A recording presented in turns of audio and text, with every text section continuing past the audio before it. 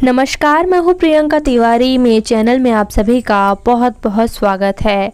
आज के इस वीडियो में मैं आपको धनतेरस के दिन पर यम दीप प्रज्वलित करने का नियम बताने वाली हूँ। ग्रंथों के अनुसार यम दीपक में कितनी बातियां हमें रखनी चाहिए, क्योंकि अगर हम चौमुखा दीपक रखते हैं यानी कि दीपक में अगर 4 बातियां रखते हैं तो उसकी देख रेख की आवश्यकता ज़्यादा होती है, क्योंकि फिर चारों बातियां जो है बुझनी नहीं चाहिए और तेल भी बहुत जल्दी समाप्त होता है। तो कम से कम अर्धरात्रि तक तो वह दीपक जलता ही रहना चाहिए।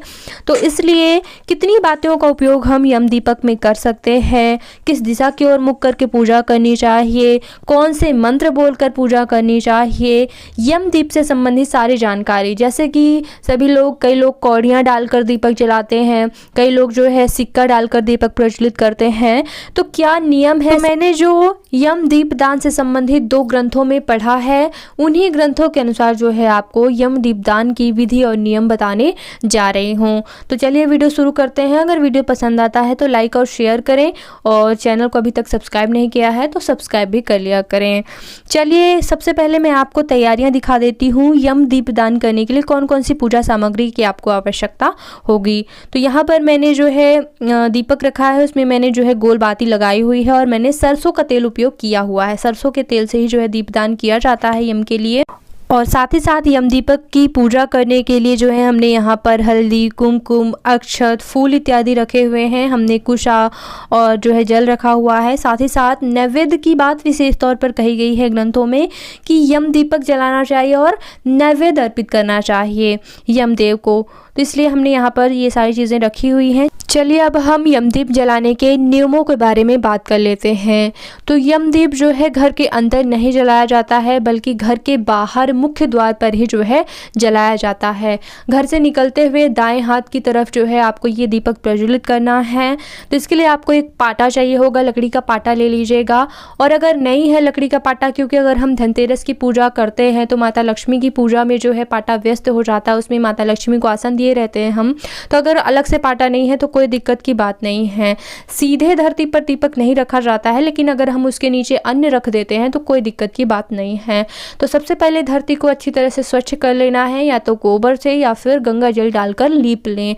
धरती को अच्छी तरह से स्वच्छ करने के बाद अगर पाटा है तो पाटा रखें, पाटा नहीं है तो फिर आप ऐसे ही जो है रंगोली बना सकते हैं या फिर स्वास्तिक बना सकते हैं, क्योंकि यहाँ पर मैं आपको वही जानकारी देने जा रही हूँ जो कि मैंने ग्रंथों में पढ़ी हुई है। तो सबसे पहले मैं आपको ग्रंथों का नाम बता देती हूँ ताकि आपके मन में कोई शंका ना रहे, आप भी जाके पढ़ सकते हैं। तो मैंने 2 ग्रंथ, सबसे पहले तो स्कंद पुराण और दूसरा धर्म सिंधु ग्रंथ में धनतेरस पर प्रज्वलित किए जाने वाले दीपदान से संबंधित बातें पढ़ी हैं। तो उसके अनुसार क्या चीज़ें बताई गई हैं यह मैं आपको बता देती हूँ। उसमें ना तो चौमुखी दीपक का उल्लेख किया गया है, ना कि दीपक का मुख दक्षिण दिशा की ओर करना है, इस बात का उल्लेख किया गया है। अब कई लोग जो है दीपक में कौड़ी डालते हैं, कई लोग जवा डालते हैं, कई लोग जो है कौड़ी डालते हैं, तो ना इस बात का उल्लेख किया गया है।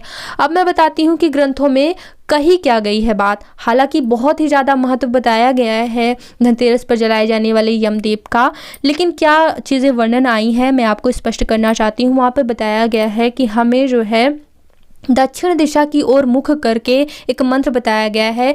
इस मंत्र को बोलते हुए यम के लिए दीपदान करना चाहिए और उन्हें नैवेद्य अर्पित करना चाहिए। तो यहाँ पर दीपक के बारे में कोई जानकारी नहीं है कि दीपक का मुख दक्षिण दिशा की ओर करना है, बल्कि हमें अपना मुख दक्षिण दिशा की ओर करके और ये पूरी पूजा करनी है, इस बात का उल्लेख किया गया है। ना तो कौड़ी का, ना तो 4 मुखी दीपक का, ना तो दक्षिण दिशा की ओर मुख करके दीपक का। लेकिन हाँ, आप 4 मुखी दीपक भी जला सकते हैं और आप दक्षिण दिशा की ओर मुख करके भी दीपक जला सकते हैं, क्योंकि बिल्कुल यम की दिशा दक्षिण ही होती है। लेकिन होता क्या है, मैं आपको यहाँ पर क्यों इस बात पे जोर दे रही हूँ कि आपको दक्षिण दिशा की ओर मैंने क्यों नहीं जलाया, क्यों इस बात पे जोर दे रही हूँ, क्योंकि क्या होता है कि अभी भी यमदीप जलाने की परंपरा बहुत सारे क्षेत्रों में नहीं है। क्योंकि जब से अंग्रेज आए, जब से जो है मुगल आए, तो हमारे जो परंपरा थी, हमारी जो पूजा विधियाँ थी, वो सभी लुप्त हो गई थी। तो बड़े बुजुर्ग अभी नहीं करते आ रहे थे। कई क्षेत्रों में ऐसा है, मैं ऐसे ही नहीं बता रही हूँ, बड़े अनुभव की बात बता रही हूँ नहीं जलाया जाता है यमदीप। हालांकि शास्त्रों में बहुत बड़ा महत्व बताया गया है, पूरी कथा भी वर्णित की गई है कि एक स्त्री का जो पति था तो उस मतलब वो स्त्री यमदीप जलाती थी तो उसके पति की आयु लंबी हो गई थी। यमराज जो है लौट गए थे द्वार से क्योंकि यमदीप चल रहा था। तो कथा भी बड़ी अच्छी है, महत्व भी बहुत बड़ा है, लेकिन फिर भी नहीं जलाया जा रहा था अभी तक। कई यहाँ परंपरा नहीं है कई जगहों पर। तो फिर ऐसे में क्या होता कि अगर हम दक्षिण दिशा की ओर मुख करके दीपक प्रज्वलित कर देते हैं तो बड़े बुजुर्गों का ये मानना होता है और वो बिल्कुल सही कह रहे होते हैं, क्योंकि दक्षिण दिशा की ओर मुख करके दीपक तब जलाया जाता है जबकि घर में कोई शांत हो जाता है, कोई गुजर जाता है, यानी कि अशुभ दिनों में दक्षिण दिशा की ओर मुख करके दीपक जलाया जाता है। और हम शुभ दिन में धनतेरस के दिन पर दक्षिण दिशा की ओर मुख करके अगर दीपक जला देते हैं, भले ही ये सही ही हो क्योंकि यम की दिशा दक्षिण ही है, भले ही ये सही होता है, लेकिन बुजुर्गों की डांट हमें मिलने लगती है। ठीक है, तो इस बात से बचने के लिए या तो आप चौमुखी दीपक जलाइए या फिर जैसे मैंने जलाया है। लेकिन चौमुखी दीपक पर दिक्कत क्या आती है कि फिर वो दीपक बुझना नहीं चाहिए, कम से कम अर्धरात्रि तक यह दीपक जलता रहे।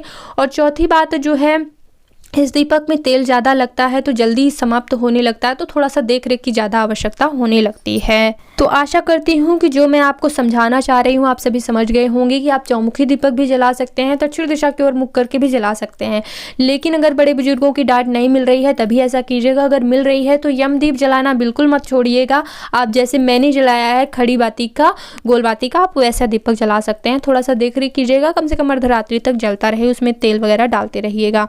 अगली चीज़ है कि कैसे जलाना है। सबसे पहले दीपक जलाना है, उनको थोड़ा सा जल अर्पित कर दीजिए। यूं ही नीचे अक्षत, चंदन, पुष्प इत्यादि से पंचोपचार से पूजा की जाती है। तो सबसे पहले हल्दी कुमकुम लगाइए, पुष्प इत्यादि अर्पित कीजिए, अक्षत इत्यादि अर्पित करने के बाद धूप दीप कीजिए और फिर जो है नैवेद्य अर्पित कीजिए। नैवेद्य का विशेष रूप से वर्णन आया है।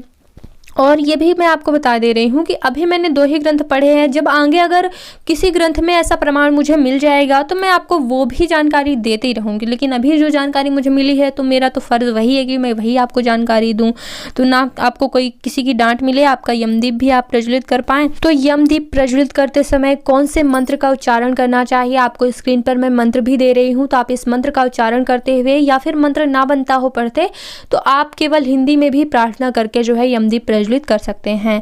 अब कई लोग कौड़ी डालते हैं, जो है सिक्का डालते हैं, तो इसका उल्लेख मैंने जैसे कि बताया कि कोई उल्लेख नहीं है, तो इसलिए मैंने जो है कौड़ी और ये सिक्का वगैरह नहीं डाला है।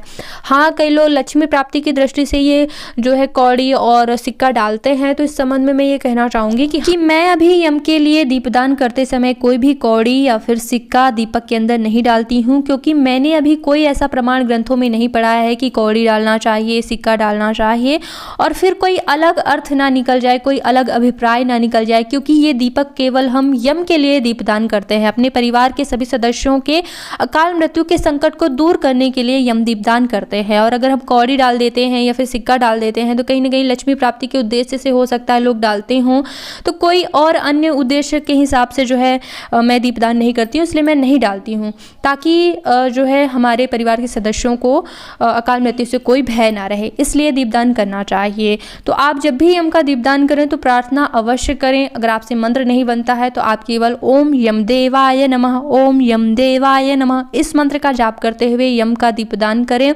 इसके अलावा और मंत्र नहीं बोल पा रहे हैं तो प्रार्थना अवश्य करें, क्योंकि जो भी यम के लिए दीपदान करते हैं उनकी आयु लंबी हो सकती है।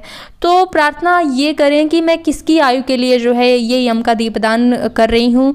अपने पुत्र पति की लंबी आयु के लिए हम ये दीपदान करते हैं, ज़्यादातर महिलाएं तो ऐसा ही करती हैं, बाकी आप अपनी आयु के लिए भी कर सकते हैं, कोई दिक्कत नहीं। लेकिन मैं ये कहना चाहती हूँ कि प्रार्थना अवश्य कीजिएगा कि मैं अपने पति और पुत्र की लंबी आयु के लिए, उनके अकाल मृत्यु के संकट को दूर करने के लिए यह यम के लिए दीपदान कर रही हूँ, यम की प्रसन्नता के लिए दीपदान कर रही हूँ।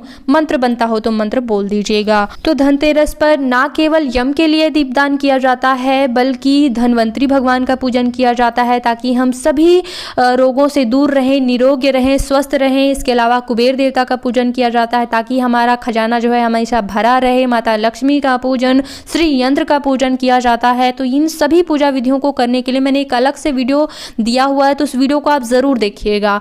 दीपावली से संबंधित और भी बहुत सारे वीडियोज़ आने वाले हैं, जैसे कि दीपावली की पूजा के बाद पुराने लक्ष्मी गणेश को हम कैसे विदा करें, उन्हें कैसे विसर्जन करने की विधि होती है, और पूजा की चौकी कब उठानी है, क्या कैसे किसको दान करना है। तो दीपावली से संबंधित कई और वीडियोज़ हैं, या फिर आप कोई भी व्रत और त्यौहार करते हैं तो सभी व्रतों त्यौहारों की पूजा विधि करके वीडियो उपलब्ध कराती हूँ। और जैसा कि पंडितों के घर से ही बिलोंग करती हूँ तो सारी पूजा विधियाँ मैं शास्त्रीय रीति के अनुसार ही करके दिखाती हूँ। तो अगर आप कोई भी ग्रंथ पाठ करना सीखना चाहते हैं, या फिर कोई भी व्रत करते हैं, पूर्णमासी, प्रदोष, एकादशी, कोई भी वार से संबंधित, क्योंकि सभी आने वाले व्रतों और त्योहारों से संबंधित पूजा विधि करके वीडियो उपलब्ध कराती हूँ। तो आप मुझे इंस्टाग्राम में भी फॉलो कर सकते हैं, वहाँ पे भी कोशिश करूँगी आप सभी के प्रश्नों के उत्तर दे सकूँ।